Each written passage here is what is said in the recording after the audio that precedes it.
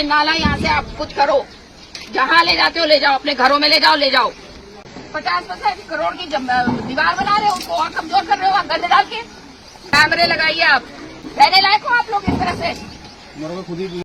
Madam speaker का पारा एक बार फिर हाई हो गया। गुस्सा ऐसा कि आसपास के लोग कांपने लगे, गुस्सा ऐसा कि अधिकारियों के पसीने छूट गए। पसीने छूटे भी क्यों ना, एक तो गर्मी, ऊपर से मैडम का गुस्सा। गुस्से को लेकर मैडम रितु खंडूरी पहले भी चर्चाओं में रही हैं, लेकिन इस बार खो नदी के किनारे वो निरीक्षण करने पहुंची थी। वहां उन्होंने कुछ ऐसा देखा जिस पर वो भड़क गईं, अफसरों को भी खरी खोटी सुनाई और वहां मौजूद जो लोग थे उनको भी सुना डाला।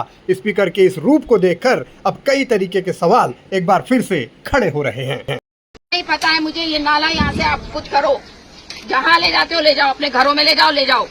नदी में नहीं जाएगा। कूड़ा फेंक रखे आप लोग यहाँ पे, कूड़ा क्यों फेंक रहे हो भाई? क्यों फेंक रहे हो? गाड़ी नहीं आती आपके यहाँ? पूरे गाड़ी आती है ना, उसमें तो डालते हो। नीचे फेंक रहे हो, सब यहाँ क्या अनुमति नहीं है? रहने लायक है यहाँ पे लोग? फेंक रहे हैं, रहने लायक हो आप लोग इस तरह से? मेरे को खुद ही बीमार हो गए यहाँ पे। 50 करोड़ की दीवार बना रहे हो, उसको और कमजोर कर रहे हो, गंदे डाल के।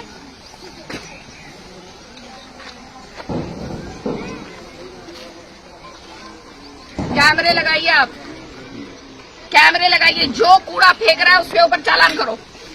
चालान का तो हमारे और चालान नहीं देगा इसको जेल भेजो। चालान का तो है मैक्सिमम 5,000। लगाइए कैमरे, लगाइए, उस उधर लगाइए, वहाँ कोई नहीं, वहाँ से यहाँ करिए अपने।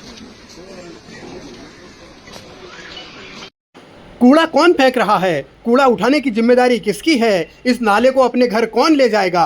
अब ये तो रितु खंडूरी ही बेहतर जाने, लेकिन उनके गुस्से को लेकर चर्चाएं खूब होती रही हैं। इस बार उनका गुस्सा इस बात को लेकर था कि खो नदी के किनारे बाढ़ सुरक्षा की दीवारें बनाई गई, लेकिन वहाँ गंदगी फैल गई, वहाँ अतिक्रमण हो गया। इसीलिए उन्होंने अफसरों को कहा कि इस मामले पर जल्दी से जल्दी कार्रवाई की जाए। अब ये अफसरशाही हावी है या फिर स्पीकर के सामने जानबूझकर कोई ऐसा कर रहा है? ये तमाम ऐसे सवाल हैं जिनको लेकर भी सवाल उठ रहे हैं। लेकिन रितु खंडूरी को आपने पहले भी देखा होगा, एक दफ़ा जब कोटद्वार में पुल टूटा था तब उन्होंने कहा था, हेलो मिस्टर सिन्हा, मैं रितु खंडूरी बोल रही हूँ। और उसके बाद से बहुत सारी चीज़ें होती गई, पुल को लेकर भी और कोटद्वार विधानसभा में रितु खंडूरी की मौजूदगी को लेकर भी। सदन के अंदर भी उनके गुस्से की खूब चर्चा होती है, जब अलग अलग मसलों पर वो अलग अलग तेवर दिखाती रही हैं। लेकिन इस बार तो तमाम तरीके की चीज़ें हुई हैं जिसमें अफसर भी लपेटे में आए, जिसमें पब्लिक भी लपेटे में आई। अब रितु खंडूरी को लेकर जिस तरीके से बातें होती हैं कि वो एक कड़क विधायक हैं या कड़क स्पीकर हैं, वो खुद को हेडमास्टरनी भी कहती हैं,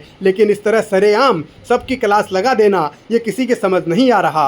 अब जब एक सीनियर विधायक का या एक विधानसभा के अध्यक्ष का इस तरीके का रूप देखने को मिलता है तो जाहिर है कि सवाल उठते हैं। और सियासत में संयम सबसे बड़ी चीज़ होती है, अगर संयम ही ना हो तो फिर सियासत कैसी? इसीलिए अब रितु खंडूरी ने जब इस तरीके की बातें कही हैं या की हैं तो उन्हें लेकर खूब चर्चा हो रही है।